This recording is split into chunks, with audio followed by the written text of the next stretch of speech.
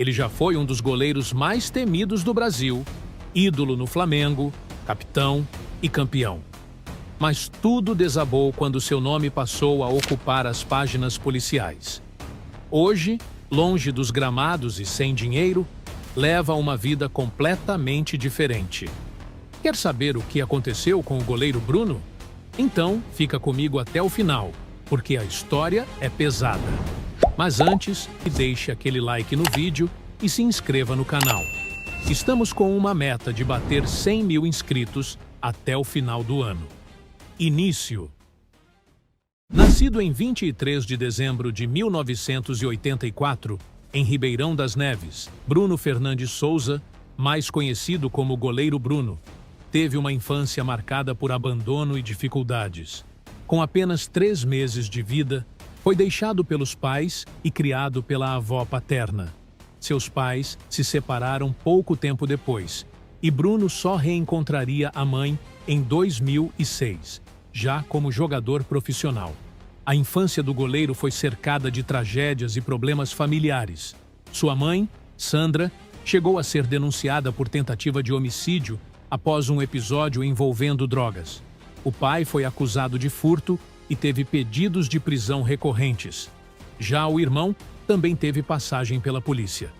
Um ambiente conturbado, que certamente influenciaria o futuro do jovem. Carreira. Apesar de todas as dificuldades, foi no futebol que Bruno viu uma possibilidade de mudar de vida. Aos 12 anos, sem dinheiro nem para passagem de ônibus, ele começou sua trajetória nas categorias de base do tradicional Venda Nova, em Minas Gerais. Depois, passou por clubes como Santa Cruz e Tombense, até chegar ao Atlético Mineiro em 2002. 2 anos depois, já estava integrado ao elenco profissional. Sua estreia no Galo aconteceu em 2005, contra o Internacional. Bruno assumiu a titularidade após uma série de imprevistos com os goleiros principais. Logo mostrou talento e firmeza debaixo das traves, sendo eleito o segundo melhor goleiro do Campeonato Brasileiro daquele ano, segundo a revista Placar. Mas nem tudo era calmaria. Ainda em 2005, Bruno se envolveu numa briga em frente a uma escola e acabou detido por agredir um jovem torcedor do Cruzeiro.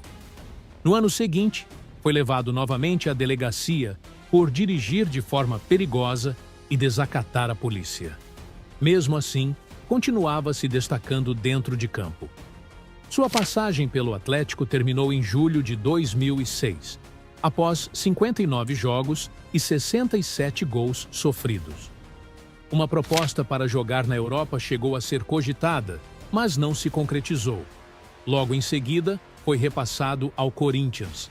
A passagem de Bruno pelo Timão foi curta e conturbada. Apresentado oficialmente em agosto de 2006, o goleiro pediu demissão do clube apenas alguns dias depois. De acordo com o então técnico Emerson Leão, Bruno faltou a um treino sem dar explicações, e essa atitude foi determinante para sua saída precoce do Parque São Jorge.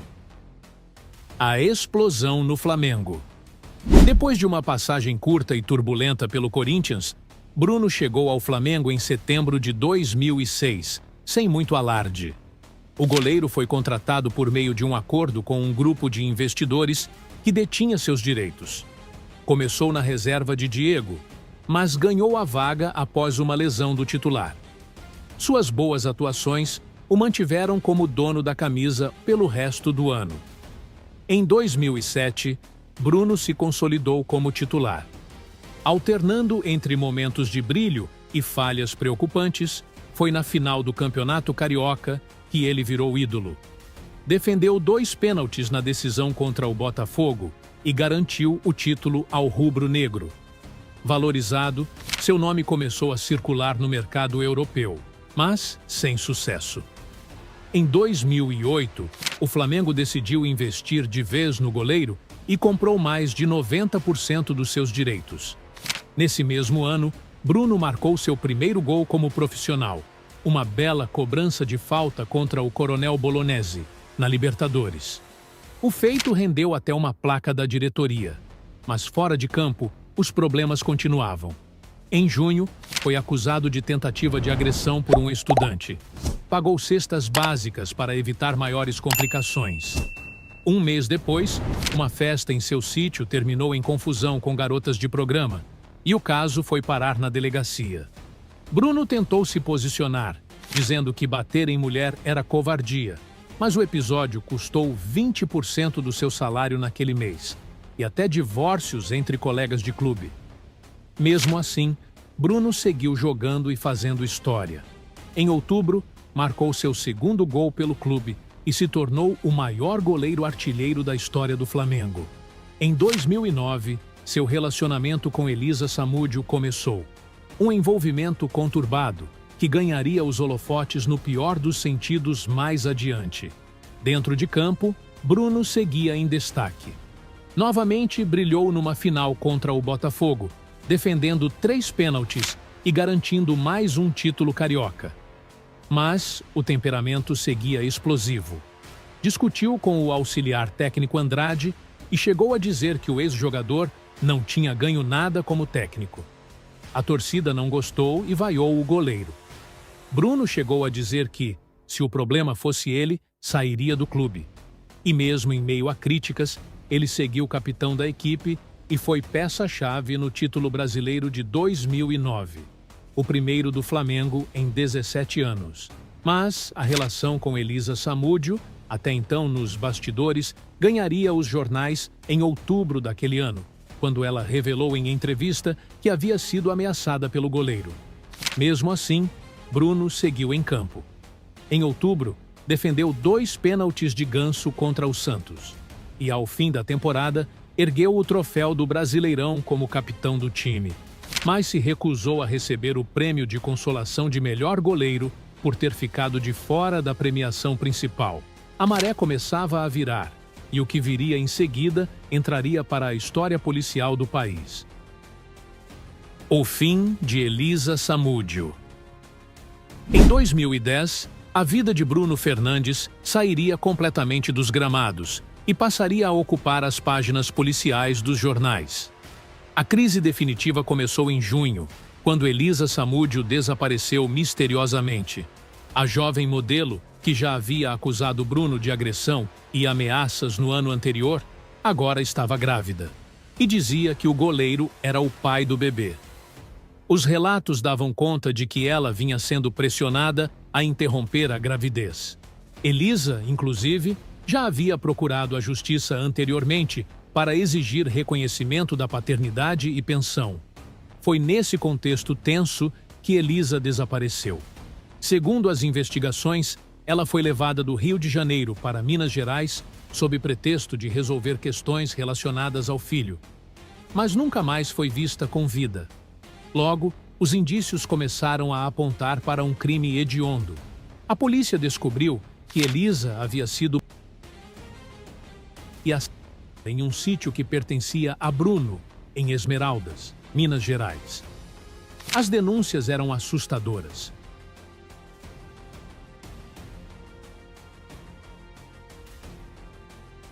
As investigações revelaram a participação direta de Luiz Henrique Romão, o Macarrão, braço direito de Bruno, e de Marcos Aparecido dos Santos, conhecido como Bola, um ex-policial apontado como... O caso teve repercussão nacional. Em julho de 2010, Bruno foi preso preventivamente e expulso do Flamengo.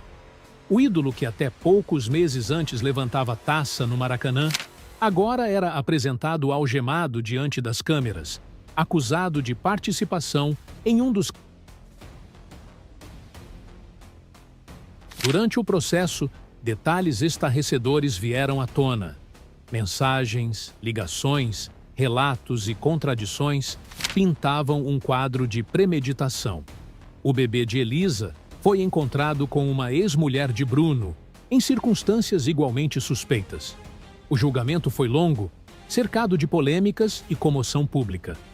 Em 2013, Bruno foi condenado a 22 anos e 3 meses de prisão, por homicídio triplamente qualificado, sequestro e ocultação de cadáver. Na sentença, a juíza Marisha Fabiani afirmou que Bruno foi o mandante do crime, mesmo sem ter participado diretamente da execução. A pena começou a ser cumprida em regime fechado, em Minas Gerais. Mas em 2017 foi beneficiado por um habeas corpus que lhe permitiu deixar a prisão temporariamente e tentar algo impensável: voltar a jogar futebol profissionalmente. Sim, mesmo com uma condenação por um crime brutal, Bruno foi contratado por clubes de menor expressão, como o Boa Esporte, de Minas Gerais. O anúncio gerou uma onda de revolta. Patrocinadores romperam contratos, torcedores protestaram nas redes sociais e nas ruas, e o clube precisou se explicar publicamente. Ainda assim, Bruno insistiu em retomar a carreira. Teve passagens relâmpago por outros clubes pequenos, mas nunca conseguiu se firmar. A rejeição era grande. A cada novo anúncio, a repercussão era negativa. Para boa parte da população, era inadmissível que ele voltasse a ser tratado como uma figura pública depois do crime que cometeu. Mesmo sem espaço nos grandes clubes, Bruno continuou tentando se manter no meio esportivo, às vezes jogando, às vezes participando de eventos, entrevistas ou lives na internet, mas sempre cercado de críticas, indignação e protestos. Como Bruno vive hoje? Após tentativas de voltar ao futebol profissional, Bruno tem buscado reconstruir sua vida profissional de maneira discreta. Atualmente trabalha como entregador de móveis na loja Casa Unimar, localizada em Rio das Ostras, no litoral norte do Rio de Janeiro. Funcionários da loja o descrevem como pontual, dedicado e afirmam que não arruma problemas na firma. Além de seu trabalho como entregador, Bruno também investiu em um negócio próprio. Em fevereiro de 2022, ele abriu uma loja de açaí na cidade vizinha de São Pedro da Aldeia, demonstrando esforços para se reintegrar à sociedade. Apesar de manter uma presença discreta, sua rotina ocasionalmente chama a atenção pública.